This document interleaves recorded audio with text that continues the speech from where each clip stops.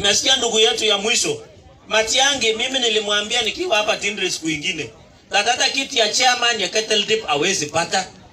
Mimi I want to request the EACC to summon Fred Ogengo Matiang'i to appear before EACC to answer violation on Chapter 6 on Leadership and Integrity, the Ethics and Anti-Corruption Act, and Economic Crimes Act, because Section 23 is crystal clear that as a public servant and a cabinet secretary, you are not supposed to do politics. It is as clear as that.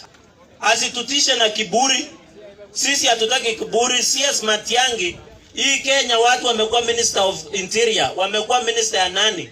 Hapana tisha sisi tutakwambia sorry plus mutio. We want to tell you respect Kenyans, don't force us. Na kama wewe unataka kuwa campaign manager Raila Odinga, resign from Ministry of Interior, alafu uende ukwe campaign manager ya Raila Odinga wewe unataka huko. Ama namna gani wananchi?